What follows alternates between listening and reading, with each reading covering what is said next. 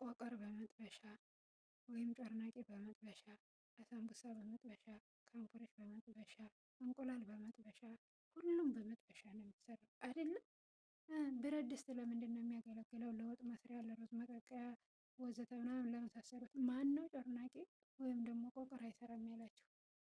እኔ ዛሬ ማሳያቸው ይሆናል ማለት ነው። እንግዲህ እንደምታዩት ዛሬ ይሄንን ብረት ድስት ሩዝ ስቀቅልበት ወይም ደግሞ ስሰራበት ነው የምታውቁት ማለት ነው። ዛሬ ደግሞ ይሄንን በመሰለ ምርጥ ጮርናቄና ቆቀር እየሰራሁበት ይገኛል ማለት ነው። አሰላሙ አለይኩም ወራህመቱላሂ ወበረካቱ። ውድና የተወደዳችሁ የተከበራችሁ ቻናል ቤተሰቦች ሰላም ብያለሁ። እያላችሁበት አማን ሰላም ያደርጋችሁ እያልኩ ዛሬ ደግሞ ለየትና በሚገርም ቆንጆና ጥፍጥ ባለ ጮርናቄ አሰራር ይዤላችሁ መጥቻለሁ ማለት ነው። ታዲያ ይሄንን ቆቀር ወይም ደግሞ ጮርናቄ ምንና ምን ጨምረን ነው መስራት ያለብን የሚለውን ዛሬ በደንብ የማሳያችሁ ይሆናል። እናንተም ቪዲዮ ሲደርሳችሁ ሸር፣ ሰብስክራይብ፣ ላይክ እያደረጋችሁ እንደምታበረታቱ ተስፋ አደርጋለሁ። ውድ የሀገሬ ልጆች በነገራችን ላይ በጣም ይቅርታ ትንሽ እንግዲህ አመመር አድርጎኛል። ያው እያስተጋባ ሊሆን ይችላል።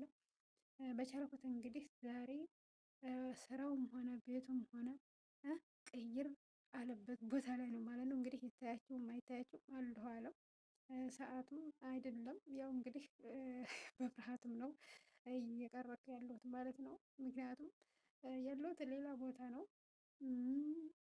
የታዘዝኩትም ድንገት ነው። በነገራችን ላይ ካምፑርሽ እና እንደዚህ ቆቀር ነገሮች ስሪ ተብዬ ስታዘዝ በጣም እናደዳለሁ። ስራው ከባድ ነው ወይም ደግሞ ብዙ ሆኖ አይደለም። ለምን እንደሆነ አላውቅም፣ አልወድም ማለት ነው። ዛሬ ግን አልሆነ በግዴታ ስሪ ስለተባልኩ ይኸው እንግዲህ ስራ ጀምሬላችኋለሁ ማለት ነው። እናንተም እስከ መጨረሻው ድረስ በማየት እንደምትወዱት ተስፋ አድርጋለሁ። ሸር፣ ሰብስክራይብ፣ ላይክ ያደረጋችሁ አበረታቱኝ። እናንተም ሰርታችሁ ለመጠቀም ሞክሩ እላችኋለሁኝ። እስኪ ምንድን ነው ይህንን የመሰለ ጮርናቄ የተሰራው? ምክንያቱስ ኬዙስ ምንድን ነው የሚለውን እስከ መጨረሻው ድረስ የማሳያችሁ ይሆናል። አብራችሁን ሆኖ እናንተም ሸር ሰብስክራይብ ማድረጋችሁን እንዳረሱ እንዳዘነጉላችኋለሁ።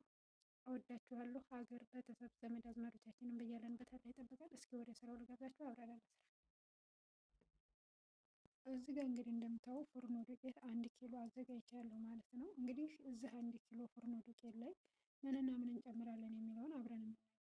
ምክንያቱም እዚህ ፉርኖ ዱቄት ላይ የምንጨምረው ወይም የሚያስፈልገን እርሾ፣ ካሜራ ማለት ነው። ይሄ ጥቁር አዝሙድ ነው። ጥቁር አዝሙዱን በትንሹ አድርገን እናምሰዋለን ማለት ነው። ምክንያቱም ሞቅ ሞቅ አደርገዋለሁ ማለት ነው። እንግዲህ ጨው እናዘጋጃለን። ሱካር የሚፈልግ ደግሞ የሚበቃን ያህል ሱካር መጨመር እንችላለን። ዘይት ደግሞ በዘይት ስለምንጠብሰው ዘይት ውስጡ እንዳይደርቅብን በትንሹ ዘይት እንጨምራለን ማለት ነው።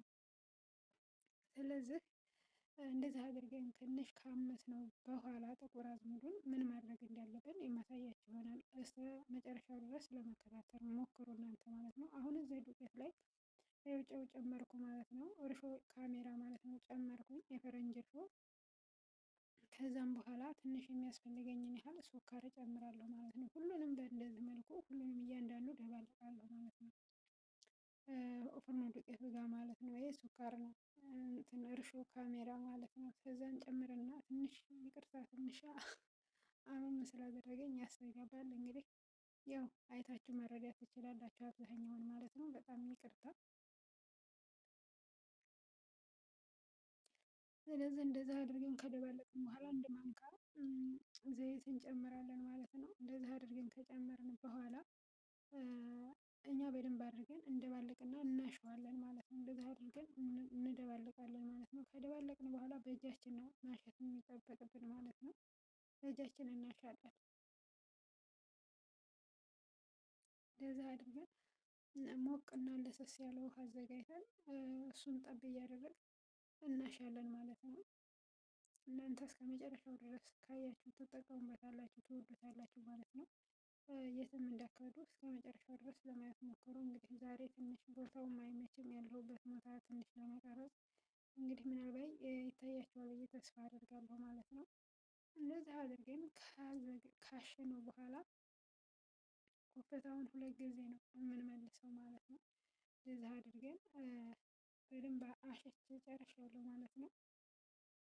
ከዛ ጥቁር አዝሙዱን ከላይ እንደዚህ ነስነስ አድርግና አስቀምጠዋለሁ ማለት ነው። ከዲንና ማለት ነው። እንደዚህ አድርጌ በደንብ አድርጌ ከድኔ አስቀምጠዋለሁ ማለት ነው። ኮፍ እንድል ማለት ነው። ከዛ እንደዚህ አድርጌ በደንብ አድርጌ አሸቸዋለሁ። እንግዲህ እንደምታዩት ማሻላ ተባረካላ በደንብ ነው የታሸው።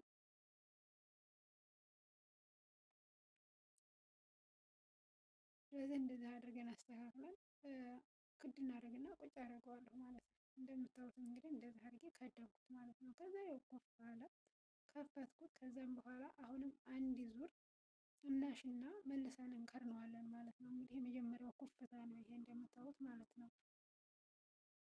የመጀመሪያው ኩፍታ ነው። እሱን ኩፍታውን እንመልስና ድጋሚ አሸት አሸት እናደርግና የተወሰነ አሁንም ከርነን ኮፍ እንዲል እናደርገዋለን ማለት ነው። ምክንያቱም ቢያንስ 2 ጊዜ መውጋት አለበት ማለት ነው። ከዛ በላይ አያስፈልገውም ማለት ነው።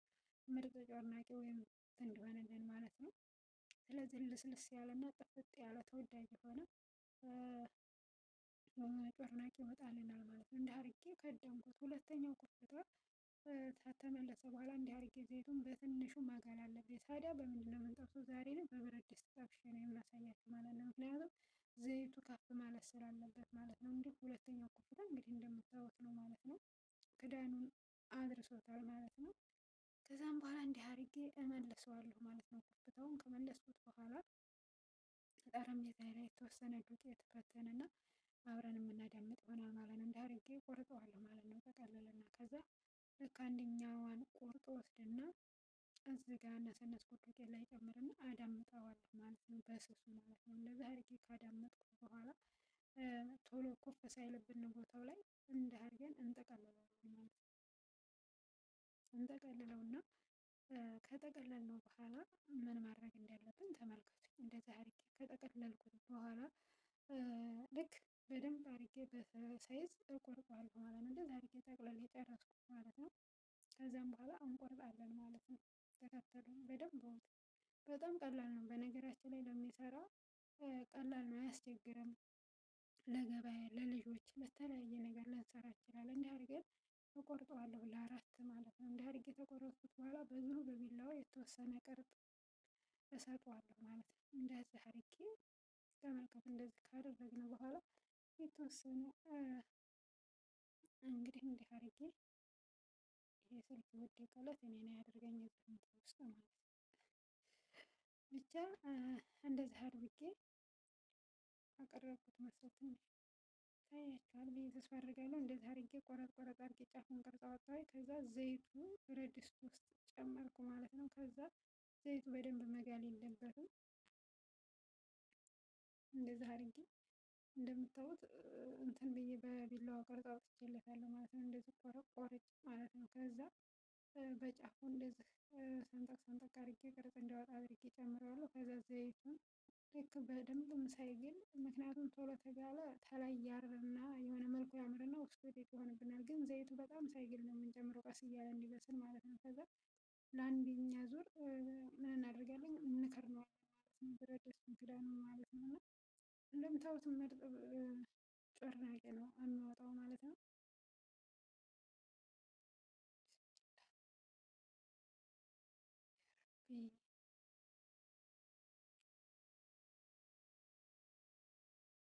ስለዚህ እንደዚህ እንደምታዩት ይህን የመሰለ ምርጥ